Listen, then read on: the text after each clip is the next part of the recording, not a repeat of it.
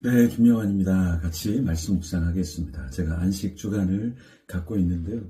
우리 성도님들은 직접 얼굴을 뵙지 못하고 한 주 주일을 보냈습니다. 또 한 주, 다음 주 얼굴을 뵙지 못하지만 이렇게 같이 말씀을 나눌 수 있어서 너무나 감사합니다.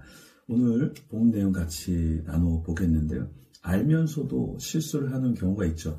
저는 새롭게 이사를 와서 반복되게 지금 실수하는 게 있습니다. 그게 뭐냐면은 물을 이렇게 틀었다가 물을 꺼야 되는데 이 끄는 게 조금 이전과 달라서 끄긴 껐는데 물이 계속 흐르고 그리고 제가 자리를 떠나는 그런 경우가 반복되고 있습니다. 알고 있는데 뭔가 계속해서 실수하면서 지금 물을 조금 낭비하는 그런 상황이 지금 발생하고 있는데요. 알면 조금 더 주의를 해야 되겠죠.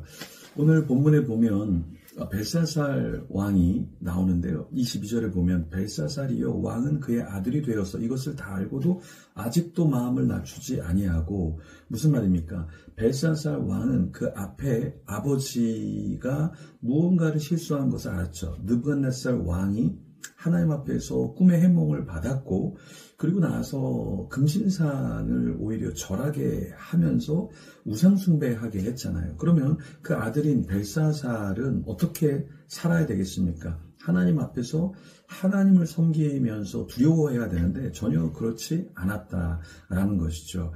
결국에 그 아버지 느부갓네살 왕은 어떻게 됐습니까? 하나님의 심판을 받았죠. 그런데 이 아들 벨사살도 여전히 별반 다르지 않다라는 거예요. 다니엘서 4장 37절에 보면 이런 내용이 있습니다. 교만하게 행하는 자를 그가 능히 낮추심이라. 하나님은 교만한 자를 반드시 낮추시는데요. 그 아들은 아버지의 절차를 그대로 답습하고 있었다라는 거예요. 하나님이 이스라엘 백성들을 광야에서 인도하시고 십계명을 주시기 전에 이런 말씀을 하셨습니다. 나는 너를 애굽 땅 종되었던 집에서 인도하여 낸 내 하나님 여호와니라. 그러니까 그렇게 인도하여 낸 하나님이기 때문에 무엇을 하지 말라고 하셨죠? 너는 나 외에는 다른 신들을 내게 두지 말라. 이렇게 말씀하셨습니다. 근데 이스라엘 백성들은 결국에 우상숭배하게 되었죠. 불평하고 원망하게 되었죠.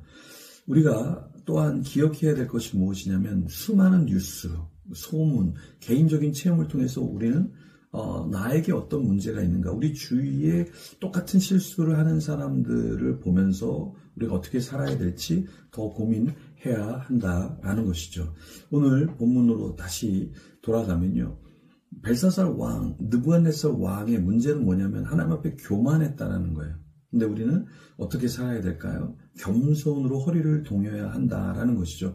베드로전서 5장 5절 6절에 이런 말씀이 있습니다. 젊은 자들아 이와 같이 장로들에게 순종하고 다 서로 겸손으로 허리를 동이라. 하나님은 교만한 자를 대적하시되 겸손한 자들에게는 은혜를 주시느니라. 그러므로 하나님이 능하신 손 아래에서 겸손하라. 때가 되면 너희를 높이시리라.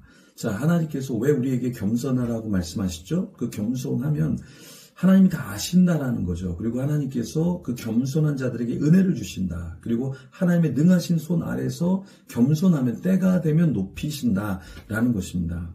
왜 하나님이 나를 들어 쓰시지 않지? 왜 나는 이렇게 열심히 살아가는데 하나님이 보상해 주시지 않지? 축복해 주시지 않지? 전혀 걱정하지 말라라는 것이죠. 오늘 본문 23절에 보면 도리어 자신을 하늘의 주제보다 높이며 그의 성전 그릇을 왕 앞으로 가져다가 왕과 귀족들과 왕후들과 후궁들이 다 그것으로 술을 마시고 왕이 또 보지도 듣지도 알지도 못하는 금은 구리 새와 나무 돌로 만든 신상들을 찬양하고 도리어 왕의 호흡을 주장하시고 왕의 모든 길을 작정하시는 하나님께는 영광을 돌리지 아니한지라. 자, 문제가 무엇이었습니까? 각종 주어진 것으로 우상숭배하고 쾌락을 일삼고 결국에는 하나님께 영광을 돌리지 않았다라는 거예요. 우리에게 주어진 물질, 우리에게 주어진 시간, 우리에게 주어진 달란트, 근데 그것을 우리는 어떻게 합니까? 하나님께 돌리지 않죠. 나의 유익을 위해서는 열심히 쓰는데 하나님께 영광을 돌리지 않는 거예요. 그럼 어떻게 됩니까? 하나님의 심판이 우리에게 있게 된다라는 것이죠. 무엇보다 어떤 문제가 있었죠? 다니엘 5장 4절에 보면 그들이 술을 마시고는 그 금, 은, 구리, 쇠, 나무, 돌로 만든 신상들을 찬양하니라. 자, 술을 마시고 영적인 감각을 잃어버리고 흥청망청 세상의 쾌락을 즐기면서 결국 어떻게 됐습니까? 네, 하나님을 높이지 않았다라는 거죠. 다른 신들을 섬겼다라는 겁니다. 그러니까 술을 마시면 왜 문제가 될까요? 우리 여기 술을 마시는 분도 있을 텐데 왜 술을 마시면 안 될까요? 자기 몸도 가누지 못하잖아요. 성령 안에서 깨어있지 못하잖아요. 실수를 범하잖아요. 그죠? 사람들에게 전화를 걸고 또 사람들에게 안 좋은 말을 하게 되고 한탄하게 되고 네, 문제가 심각하게 되죠. 세계보건기구에 따르면 젊은 사람들 중에서 술로 인해 사망하는 사람들 그 퍼센트가 어떻게 되냐면 25%라는 거예요. 20세에서 39세 정도까지 사망 원인을 살펴보니까 그 젊은 나이대에 술로 죽는 사람이 25%다. 굉장한 퍼센트인 거죠. 젊은 날 깨어서 뭔가 공부도 하고 일도 하고 나라를 위해서 교회를 위해서 뭔가 해야 되는데 이 젊은이들이 술 먹고 신세 한탄하면서 죽어가고 있다라는 거예요. 다니엘은 뜻을 정해서 어떻게 했습니까? 왕의 진미와 포도주를 먹지 않았잖아요. 얼마나 좋은 뷔페가 벌려져 있었겠어요. 근데 하나님의 영광을 위해서 난 그거 먹지 않겠다. 그리고 술도 마시지 않겠다. 예수님도 돌아가시기 전에 모략에 탄 포도주를 마시면 고통을 좀 덜어낼 수 있는데 주님께서는 그 신포도주를 거절하셨다는 거예요. 우리도 술 마실 수 있고 어떤 맛있는 걸 다 누릴 수 있는 그 상황. 그런데 하나님은 배반하는 상황이 있게 된다면 어떻게 해야 될까요?